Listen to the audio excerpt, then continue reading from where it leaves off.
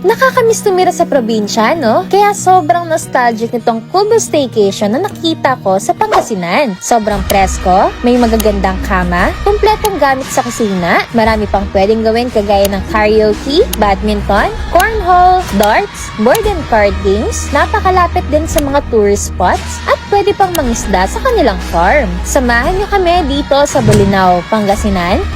Tara!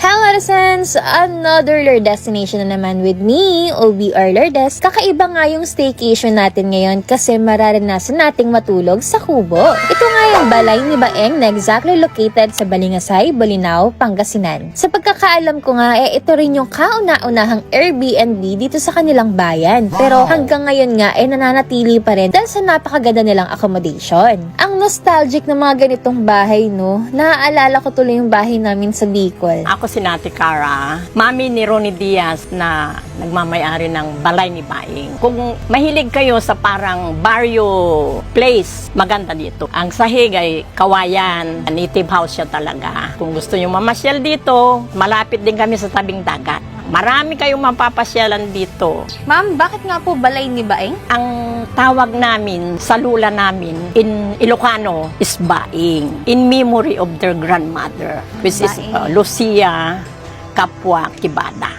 Parang barrio style ito. Kaya welcome to balay ni Baeng. Pasok nga, meron silang living area dito. 'Di ba? Kubong-kubo yung datingan. May comfy na sofa at may smart TV pa. Saan pa kayo? May dining area din sila dito. Syempre, convenient naman po yung bahay kubo na to, kaya kompleto rin po yung mga kagamitan nila. Parang modern bahay kubo na nga rin dito sa loob kasi tingnan nyo naman yung kitchen. O, 'di ba? Fully equipped na. Pwede po kayo magluto dito, Larissens. May ref din po sila. Another mini sink po dito with mirror. At ito na yung kanilang comfort room na may shower with heater pa. Then, ito na nga yung kanilang bedroom. May 2 double-sized bed, may lamp na ang cute, malaking cabinet, at air-conditioned na. Yung pangalawang bedroom naman, dahil since same lang po sila ng unang bedroom, then pwede rin po pala kayo maglatag ng mga extra beds if ever man nakailanganin po ninyo. Pero if ever kulangin pa rin kayo, andito pa po yung balay ni Ading na pwede nyo rin pong gamitin. Bukod nga dyan, Lollicents, marami pa po kayong pwedeng gawin dito. Pwede kayo mag-badminton, maglaro ng cornhole, darts, may mga board and card games din po sila, at pwede pa kayo mag-karaoke. O, diba? Ito palang space na to, Lollicents,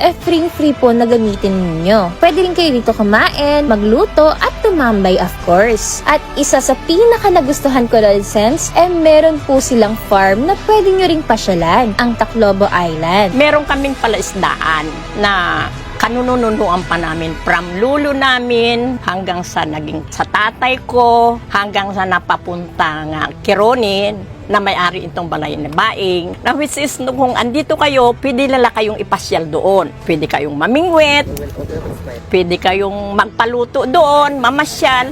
Along the river din siya, sa Balingasay River.